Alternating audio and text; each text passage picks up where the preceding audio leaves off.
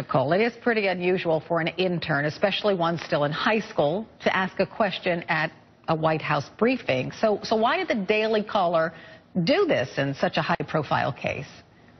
Well, I don't think that, we didn't know he was necessarily going to get asked a question, get the chance to ask a question. He certainly went prepared to ask a question. And we've sent several interns in the past to briefings, and they've gotten the chance to ask. I know at least 2 other interns have gotten a chance to ask a question at a briefing. And it just didn't make news because they weren't mocked the way that Gabe was mocked yesterday. So did you have one of your own journalists in that White House briefing in addition to that 16-year-old kid? Yesterday we did not. Generally, Neil Monroe, our White House correspondent, does go and take 1 or 2 interns with him to the briefing so that they can get a chance to go and experience it. He had a scheduling conflict yesterday, and Gabe was already ready to go and had been cleared in through security 24 hours in advance, and there was no reason not to send them. So what answer did he want, though? Did he want the president to send a Secret Service agent to protect George Zimmerman? I mean, what answer was he striving to get? Well, it's certainly not up to Gabe, what the president should do in response to the Zimmerman threats. I think he just wanted to know if he had an opinion and what that opinion was. And actually, the beginning of Jay Carney's answer, which you guys didn't play, I thought was really interesting, which was that he said he wasn't aware of the story. He wasn't aware that the Zimmerman family was getting death threats. Yes, and he did say that, and I did hear that. So, Jason, I'll ask you this. This intern, he obviously got under Jay Carney's skin, right?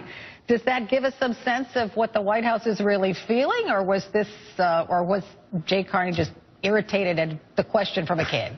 Yeah, I think Jay Carney was responding to an obnoxious frat boy stunt.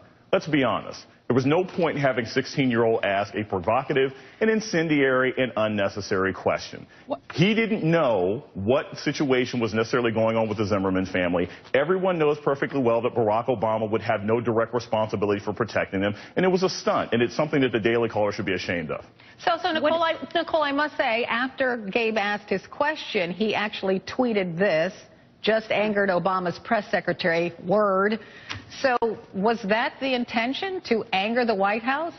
Of course, that's never the intention, and I don't think he expected to get the, angry response out of Jay Carney that he got. He went with a reasonable question that no one else has asked. Look, Zimmerman's parents were on another network earlier this week saying they're afraid to go back to their house because they've had hundreds of death threats, and no one's brought that up. And President Obama's been very vocal, not very vocal, but President Obama's been vocal about this case back, almost since it first hit the national scene. And it's a reasonable question to see what he would want to see. And I would say that his age has nothing to do with it. He's 16 years old, yes. He's been doing great work for us all summer long. He was prepared with a question.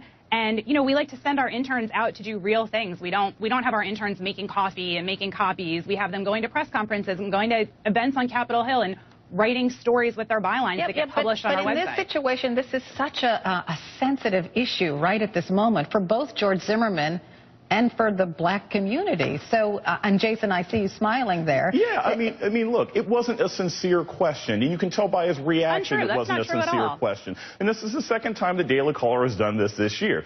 Please tell me some other instance where the President of the United States is going to take personal responsibility for protecting a family because the public doesn't like a jury ruling. It doesn't make any sense. And if he had a sincere question, then it would have made more sense. But he didn't have one. It was just a stunt in order to bring attention. It was not a stunt at all. They should be ashamed for putting a 16-year-old in that particular situation. Would you please stop interrupting me just because I pointed out the fact that you guys did something very inconsiderate with a 16-year-old? I'm sorry. So, Jason, are you done? Can Nicole weigh in? Okay, Nicole, go ahead. Take it away. It was not a stunt. It was not planned, number one. And number two, we didn't know that he was going to get called on. I mean, the Daily Caller often doesn't get called on. Yes, we've been called on in the past, but we certainly didn't know that he would be called on. He obviously was going to go, prepared with a very relevant question. It is a relevant question. President Obama has been very vocal about this. And, it is obviously, a state issue, but it's an issue that's gripped America, and it's interesting to know what the president thinks of it and whether but you do realize that the president walks a fine line here. He's the president of the United States. He has to be very careful and weigh what he will say if he says anything to the nation. It's not just something that Jay Carney should just whip out an answer to in a press briefing, is it?